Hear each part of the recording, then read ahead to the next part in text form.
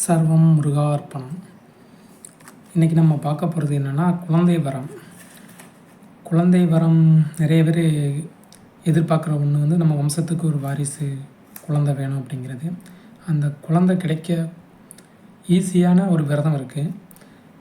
இது வந்து யாருக்கு அவ்வளோவா சரியாக தெரியாமையும் இருக்குது. சஷ்டி விரதம் தான். நீங்கள் கேலண்டரில் சாதாரணமாக பார்த்தாலே சஷ்டி விரதம் பார்க்கலாம். சஷ்டியில் 2 இருக்கும், தேய்பிறை சஷ்டி, வளர்பிறை சஷ்டி. இந்த சஷ்டி விரதங்கள் இருப்பது குழந்தை வரத்துக்கு ரொம்ப ரொம்ப நல்லது. அதுக்கு நீங்கள் ரொம்ப பெருசாக செலவு பண்ணி நான் அந்த கோயிலுக்கு போகணுமா அந்த கோயிலுக்கு போகலாம் எதுவுமே கிடையாது. உங்கள் வீட்டில் இருந்தே நீங்கள் சஷ்டி விரதம் இருக்கலாம். அதுக்கு தேவையானதை நீங்கள் பார்ப்போம். குழந்தை வேலன் படம், அதாவது முருகர் குழந்தையாக இருக்கக்கூடிய ஒரு படமோ ஒரு சிறு சிலையோ எதாக இருந்தாலும் சரிதான், அதை எடுத்துக்கணும்.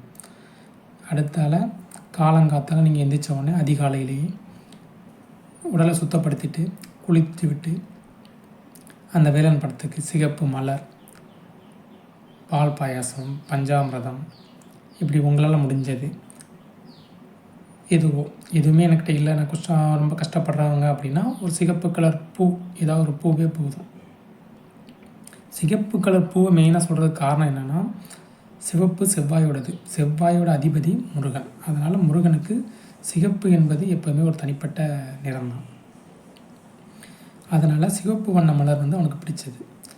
பஞ்சாமிரதம் உங்களுக்கே தெரியும், கந்தனுக்கு மிகவும் விருப்பமான ஒரு நைவேத்தியம். இதை வச்சு நீங்கள் காலையில் அதிகாலையிலே விரதத்தை ஆரம்பிக்கலாம். இதில் சொல்லுவாங்க, நாங்கள் விரதத்தில் எப்படி சாமி கும்பிட்றது அப்படின்னா, நீங்கள் சாதாரண நம்ம எப்பவும் கும்பிட்ற மாதிரி அவங்கவுங்க வசதிக்கு ஏற்றால கும்பிடலாம். ஆனால் அதிக பலனை கொடுக்க வேண்டும் அப்படின்னு நினைக்கிறவங்க 6 வேளை தொழணும். முருகனை 6 வேளை தொழுறது எப்படின்னு கேட்பாங்க. அதிகாலை, அதாவது காலையில் அதிகாலை சூரியன் உதயத்துக்கு முன்னாடி ஒரு முறை கும்பிடணும். அடுத்தால காலையில் சூரியன் உதித்து வந்த காலை, அதில் ஒரு சமயம் தொழணும். 2 ஆச்சா, 3ஆவதாக மதியம் சூரியன் உச்சி பொழுதில் இருக்கும் பொழுது 3, 4 சூரியன் மாலை நேரத்தில் இருப்பது, அதாவது மறையாமல் இருப்பது. 5 சூரியன் மறைந்த பிறகு வருகின்ற இரவு. 6 நாம் தூங்கும் செல்வதற்கு முன்னால். இந்த 6 வேளையும் ஆறுமுகனை வழிபட வேண்டும். வேலைக்கு செல்வோர் இல்லை நான் எங்கேயாவது இருக்கிறேன் அப்படிங்கிறவங்க மனதுக்குள்ளேயாவது வழிபட்டுக்கணும். அந்த 6 வேளையிலையும் முருகனை நினச்சி ஒரு நிமிஷமாவது கும்பிட்டுக்கணும்.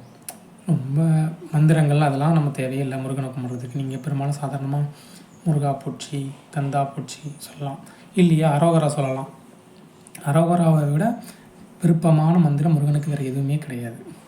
அரோகரா சொன்னாலே அவன் முருகன் மயங்கி ஆழ்ந்த சந்தோஷத்தில் திளைத்துருவான்னு சொல்லலாம்.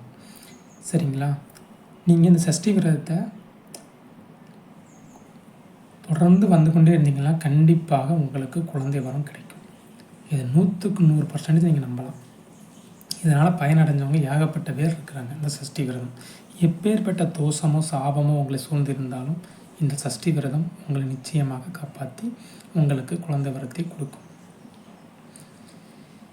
சஷ்டி விரதம் இருக்கக்கூடிய நாளில் கண்டிப்பாக சுத்தபத்தமாக இருக்க வேண்டும். வாயிலிருந்து கெட்ட வார்த்தைகள் வரக்கூடாது. மற்றவர்களை திட்டுவதோ கோபப்படுவதோ கண்டிப்பாக இருக்கக்கூடாது. மாமிசம் சாப்பிடக்கூடாது. முடிந்தவரை முருகனின் நாமத்தை சொல்லிக்கொண்டு அவனை வழிபட்டாலே போதும். பெண்கள் ஆண்கள் யார் வேண்டுமென்றாலும் இருக்கலாம் இந்த சஷ்டி விரதத்தை. இவர்கள் தான் இருக்க வேண்டும் என்ற எந்த விதிமுறையும் இல்லை. முருகனை கும்பிட்டு நல்முறையில் வாழ்ந்து நல்மக்களை பெற்று நலமோடு வாழ கந்தபெருமானின் அருள் உங்கொன்று என்றும் இருக்கட்டும். சர்வம் முருகார்ப்பணம்.